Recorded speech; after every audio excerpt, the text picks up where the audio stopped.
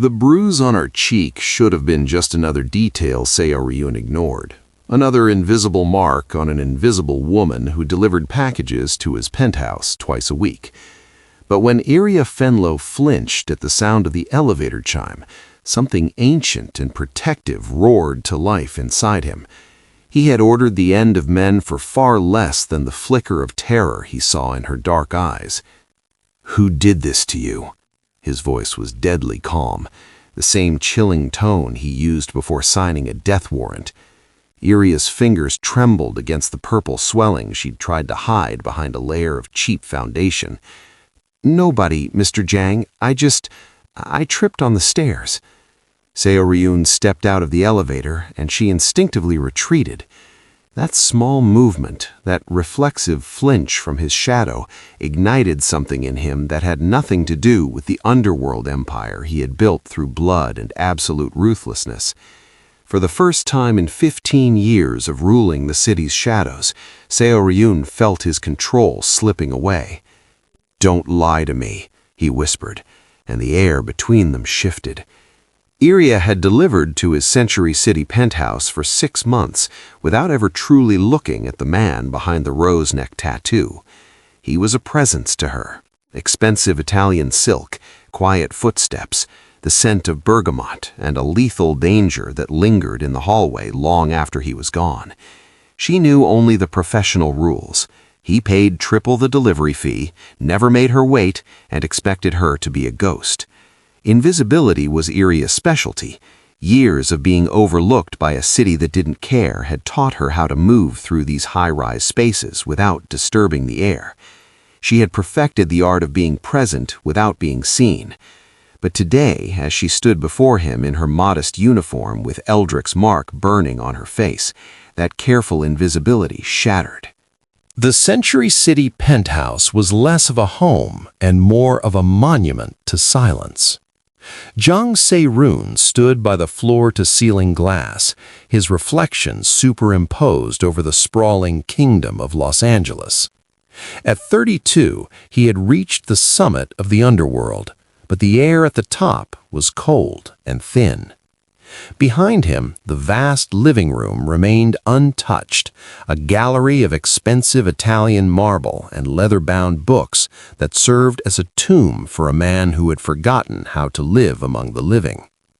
The scent of bergamot hung heavy in the air, a sharp, sterile fragrance that masked the metallic memory of the blood he had spilled to keep this throne. He was a man of precise movements and quiet footsteps, a presence that commanded the shadows even when he stood in the light. Then the service elevator chimed, and the tomb breathed. Iria Fenlo moved through the space like a stray beam of sunlight caught in a storm cellar. She was supposed to be a ghost, a delivery girl who dropped her packages and vanished before the heavyweights of the world noticed her. Invisibility was her armor, a skill honed over 28 years of moving through spaces that weren't built for her. Yet, despite her best efforts to be a shadow, she left traces of life behind. Jang Se-roon watched her from the periphery of his vision, noting how she hummed those old soul songs, melodies about Louisiana and home that didn't belong in a glass cage high above the city. Today she was arranging the packages with a rhythmic, gentle grace, her dark hair pulled into a sensible bun that exposed the delicate line of her neck. Even in her modest, white-collared uniform, there was an effortless dignity to her that made his expensive suits feel like a heavy iron shroud. She was the only real thing in the penthouse, the only person who didn't look at him with a calculation for power or a tremor of fear. Jang Se-roon stepped away from the window, his Italian shoes silent on the marble. He intended to let her finish her task in peace, to remain the distant Mr. Jang who paid triple the rate for her silence. But as she turned to leave, the late afternoon sun hit her face, illuminating a flaw in her carefully applied foundation. It was a splash of purple beneath a thin layer of makeup, a mark of violence that shattered the stillness of his sanctuary. In that moment, the sterile peace of the penthouse died, replaced by a roar of protective fury that Jang Se-roon hadn't felt in 15 years. The delivery girl who moved through his life without disturbing the air had finally shaken the foundation of his world. The heavy silence of the penthouse was broken by the sharp, desperate sound of a struggle just beyond the heavy oak doors. Soo-yeon reached the corridor in 3 strides, his movement a blur of lethal grace. There, trapped against the service wall, Illyria was being crowded by a man whose very presence felt like a stain on the air. Eldrick Vosane was a disheveled relic of a man, his gray shirt tattered and his eyes wide with a frantic, predatory hunger as he gripped Illyria's arm. "I told you to leave me alone, Eldrick." Illyria's voice was a ragged whisper, the dignity she usually wore like a suit of armor beginning to crack under his weight. Before Eldrick could speak, a hand like a vice clamped onto his shoulder. Soo-yeon didn't shout, he didn't need to. The sheer coldness emanating from the Mafia Boss was enough to make the air turn brittle. He peeled Eldrick away from Illyria with a flick of his wrist that sent the older man stumbling back, his expression shifting instantly from aggression to a wide-eyed, panicked terror. Eldrick looked at the rose tattoo climbing Soo-yeon's neck and realized he hadn't just cornered a delivery girl, he had stepped into the cage of a monster. Soo-yeon didn't look at Eldrick yet. His gaze was fixed on Illyria, specifically the way her fingers flew to her cheek to cover the purple mark he had seen earlier. "Look at me," he commanded, his voice a deadly calm that vibrated with the same frequency he used before ordering an execution. When she finally raised her eyes, the shame and fear he saw flickering there mirrored a darkness he hadn't faced in years. He saw his own history in the curve of that bruise, the memory of being small, of being hurt by those who thought they were untouchable, and the ruthless path he had taken to ensure it never happened again. For 15 years he had told himself his violence was a shield, but looking at Illyria's shattered invisibility, he realized his shield had only ever been a different kind of tomb. "Go inside, Illyria," he whispered, never breaking eye contact. "The elevator is waiting." "Mr. Jang, please, he's just—" "I know what he is," Soo-yeon interrupted, his eyes finally shifting to Eldrick, who was now trembling so violently his teeth rattled. "And he is about to learn exactly what I am." As Illyria retreated into the safety of the penthouse, Soo-yeon felt the world shift between them. The invisible girl was no longer a shadow in his hallway. She had become the only mirror that showed him how broken his own kingdom truly was. The penthouse doors sealed with a heavy, pressurized click, muting the sounds of the struggle in the hallway. Illyria stood in the middle of the marble foyer, her cleaning caddy clutched like a shield against a world that had suddenly become too loud. When the door opened, minutes later, Se-roon stepped inside, the lethal tension in his shoulders slowly unspooling as he tracked her movement across the room. He didn't speak of Eldrick. Instead, he watched the way her hand flew back to the purple mark on her cheek, her fingers tracing the edge of the foundation she had used to hide her humanity. "It was just a misunderstanding, Mr. Jang," she whispered, the lie tasting bitter and clumsy in the air. "I tripped in the service bay. Eldrick was only trying to help me up." Se-roon moved toward her, his Italian shoes making no sound, yet the sheer weight of his presence made the air feel thick. He stopped just inches away, the scent of bergamot and something darker, perhaps the cold metal of his world, wrapping around her. "You have spent 28 years perfecting the art of being invisible, Illyria," he said, his voice a low, melodic vibration. "But you forget that I have spent 15 years reading the shadows." He tilted his head, his dark eyes narrowing as they searched hers.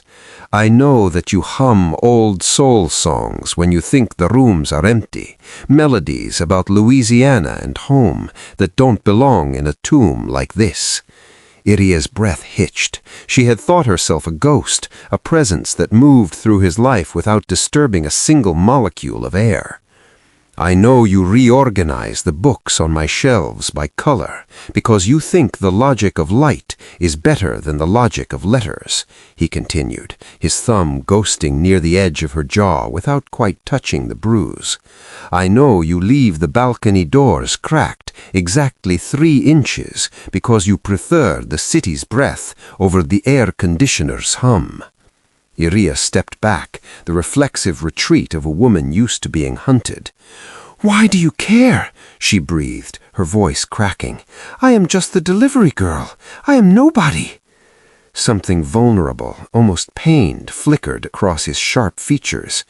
"You are the only honest thing in this building," he replied, his gaze dropping to the bruise that mirrored the violence he knew so well. "In a world built on lies and blood, your peace is the only thing that makes me want to remember what it feels like to be alive." For the first time, Iria didn't see a boss or a monster. She saw a man who was obsessed with a peace he had never been allowed to own.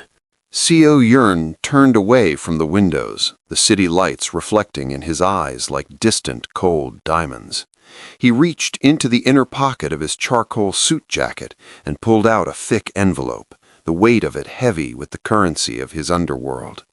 He stepped toward the marble counter where Illyria had placed her delivery caddy, sliding the envelope toward her with a click of his gold cufflink against the stone. "There is enough in there to ensure you never have to walk a dark hallway again," he said, his voice dropping into that authoritative resonance he used to settle debts. "Move your daughter to a neighborhood with gates. Buy the shoes she needs. End the struggle."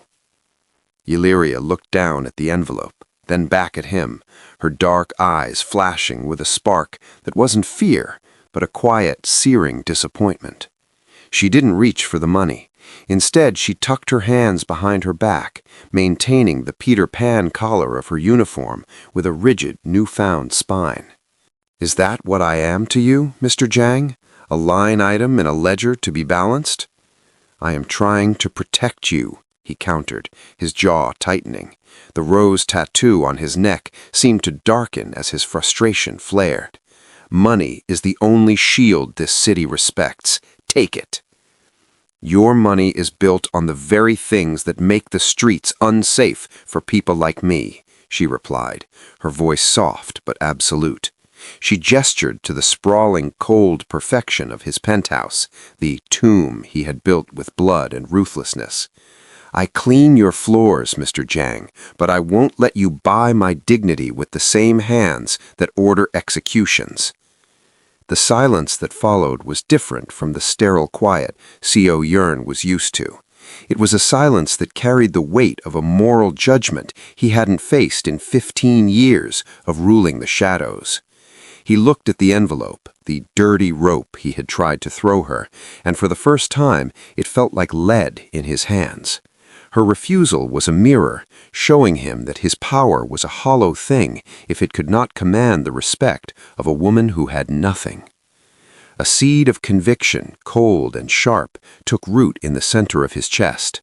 He had spent his life believing that everything had a price, but Illyria stood before him, bruised and broke, proving that peace was a currency he didn't yet possess. "I don't want your help if it comes from that world," she whispered, grabbing her caddy and heading for the elevator. As the doors slid shut, Seo Yern remained standing in his perfect, empty kingdom, realized that for all his millions, he was the one who was truly poor. The warehouse on the edge of the industrial district smelled of stagnant river water and old sins, a stark contrast to the bergamot-scented heights of the Century City penthouse. Eldrick Vossane was curled on the oil-stained concrete, his tattered gray shirt clinging to his skin as he looked up at the circle of men surrounding him. They were So-Yoon's brothers in arms, men who moved in the shadows and spoke only the language of absolute authority. They stood with their hands folded, eyes cold, waiting for the signal that usually ended with a body in the harbor. So-yoon stepped into the light, his white shirt sleeves rolled up to reveal the muscled forearms and the ink that marked him as the apex predator of this underworld. He looked down at Eldrick, whose wide-eyed panic mirrored the fear he had seen flickering in Iria's dark eyes just days before. Normally, there would be no hesitation. Men like Eldrick understood only one language, and So-yoon was fluent in it. The air in the warehouse was thick with the expectation of violence, a familiar pressure that had defined So-yoon's life for 15 years. But as he looked at the man who had laid hands on Iria, the red mist of fury was dampened by a sudden intrusive memory of her peace. He thought of her humming those soul songs about Louisiana, a sound that suggested a world where light still existed, despite the darkness trying to crush it. He remembered her standing in his tomb of a penthouse, refusing his tainted money because she wouldn't let him buy her dignity with blood-stained hands. His hand went to his pocket, fingers brushing the cold metal of his phone, ready to give the command his men were waiting for. Yet the deadly calm he usually felt was replaced by a hollow ache. If he ordered an execution now, he would be proving Iria right, that he was just a monster playing at being a hero. He realized that killing the wolf would not protect the light she brought into his world. It would only ensure that the darkness in him consumed it entirely. For the first time in his career, the leader of the Los Angeles underworld stood paralyzed by the weight of a moral choice. He stared at Eldrick, not with the intent to kill, but with the terrifying realization that mercy was a far more difficult language to master than blood. Se-Arun stood over Eldrick, his shadow lengthening across the cold concrete like a dark shroud. His fist remained clenched, the muscle in his jaw ticking with the rhythm that usually preceded an explosion of violence. Every instinct he possessed, honed through 15 years of underworld rule, screamed that Eldrick's existence was a debt that could only be settled in blood. The men surrounding them waited in a heavy, expectant silence, their cold eyes fixed on their leader, ready to witness the familiar swiftness of his justice. But as Se-Arun looked down at the pathetic, trembling figure of Eldrick, the deadly calm that was his signature felt like a leaden weight instead of a weapon. He realized with a jarring clarity that killing this man would be the easiest thing he had ever done, and yet it would be the ultimate admission of his own failure. He thought of Iria's reflexive retreat and the way she had flinched at the sound of his footsteps earlier that day. If he chose the path of blood now, he wouldn't be removing her fear, he would simply be replacing Eldrick as the source of it. The fury that had roared to life inside him when he first saw the bruise on her cheek suddenly felt like a weakness rather than a strength.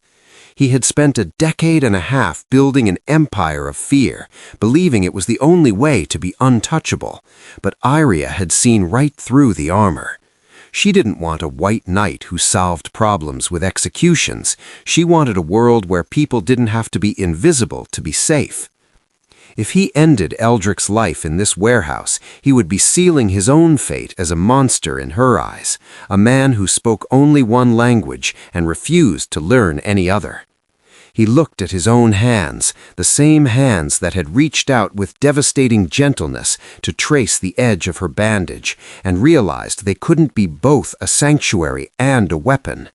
The realization made him feel completely out of control for the second time in a week. To truly protect the light Iria brought into his tomb, he had to do something far more terrifying than killing a man. He had to find a way to let the fury die so that something else could live. He lowered his hand, the silence of the warehouse shifting from one of anticipation to one of profound, uncertain change. The following afternoon, the penthouse was bathed in the soft, amber glow of a dying sun, but the usual oppressive silence had been replaced by a fragile, new air. Zhang Se-Yuryan did not stand by the window as a distant king today. Instead, he stood in the kitchen, his movements precise but unhurried as he prepared a tray of tea. When the service elevator chimed, he didn't wait for Iria to begin her work. He met her at the threshold, his sharp features softened by a deadly calm that no longer felt like a threat, but a promise. "Sit with me, Iria," he said softly, gesturing toward the chair at the marble dining table. Iria hesitated, her fingers instinctively ghosting over the fading yellow-green bruise on her cheek. She was wearing her modest uniform with the white collar, her hair pulled back in that neat, sensible bun that always made her look far stronger than she felt. She looked at the chair, then at him, the reflexive retreat in her eyes warily balanced by a growing curiosity. Slowly, she perched on the edge of the seat, still feeling like a trespasser in his perfect space. Se-Yuryan didn't sit across from her as a superior. He stood and poured the tea himself. It was a fragrant, steaming brew that smelled of earth and ancient forests, the steam curling between them like a white gauze. As he pushed the cup toward her, his hand, marked with the ink of his underworld status, remained steady. "I have spent my life expecting others to serve my vision," he whispered, his voice low and melodic. "But you told me that my power was a hollow thing if it couldn't see the light in others." He finally sat, but he chose the chair beside her rather than the head of the table. The act was a devastating gentleness that unraveled her more than any of his commands ever had. In the quiet of the penthouse, the tea acted as a bridge across the impossible space between their worlds. Iria took a sip, the warmth spreading through her, and for the first time in 6 months, she didn't feel like an invisible maid cleaning a tomb. She felt like a guest. Se-Yuryan watched her, not with the distantly polite gaze of a boss, but with the heavy and searching eyes of a man learning a new language, the language of service. In that moment, the mafia boss was dying, and a leader who saw her as rare and precious was being born. The warehouse air was thick with the scent of river rot and the cold, vibrating silence of the men who expected a final order of blood. Jang Seo-ryun stood before Eldrick Vassain, the rose tattoo on his neck stark against the white of his collar, but the deadly calm in his eyes had shifted into something far more surgical. His brothers-in-arms moved in closer, their dark eyes fixed on their leader, anticipating the moment his sharp jawline would set into the final command of execution. Seo-ryun looked down at Eldrick, whose panicked, wide-eyed expression was a mirror of the very fear he had spent 15 years inflicting on others. "You think death is the ultimate price," Seo-ryun whispered, his voice precisely chosen and devoid of the protective fury that had first ignited this hunt. "But death is too fast for a man who loves the light of his own ego. You enjoyed making Iria Fenlo feel like she was nothing. You used your status to make her a shadow in her own city." The shocking sentence was delivered not with a weapon, but with a phone call. Seo-ryun stripped Eldrick of every connection, every dollar, and every name that had once allowed him to move with impunity. "From this moment, you are the one who is invisible," Seo-ryun declared, his hand lifting toward Eldrick's face with that hovering gesture of absolute control. "You will work the same service routes Iria Fenlo worked. You will move through spaces without disturbing the air, and if you ever step out of that shadow to hurt another living soul, there will be nowhere left to hide." As Eldrick was dragged away, not to a grave, but to a life of humble, forced anonymity, Seo-ryun turned to his men. The cold authority that usually defined him was gone, replaced by a rawness that made even his oldest lieutenants retreat. "I have spent 15 years building a kingdom of ghosts," he said, his voice cracking with a vulnerability that seemed to reshape reality in the room. I thought invisibility was a weapon I used on others, but it was a cage I built for myself. I am done pretending my blood-stained world is the only one that exists. In the warehouse's fading light, the mafia boss stood exposed, finally realizing that the punishment he had dealt to Eldrick was the very life he now sought to flee. He was done being a presence that lingered in rooms after he left. He wanted to be seen, not for the empire he built through blood and ruthlessness, but for the man he was becoming because of the girl who hummed soul songs in the dark. The transition from the shadows was not a clean break. It was a tearing of muscle from bone. Within the week, the sterile air of the Century City penthouse was thick with a new kind of tension, one that came from his brothers-in-arms rather than the ghosts of his past. Jang Seo-ryun stood at the head of the marble table, his white shirt sleeves rolled up to reveal the rose tattoo that seemed to pulse with the weight of his decisions. Before him sat the men who had bled for the empire, their faces carved from the same stone as his own once was, their expressions shifting from deferential respect to cold, hard disbelief. "The restaurants go legitimate," Seo-ryun said, his voice a deadly calm that no longer signaled an execution, but an ending.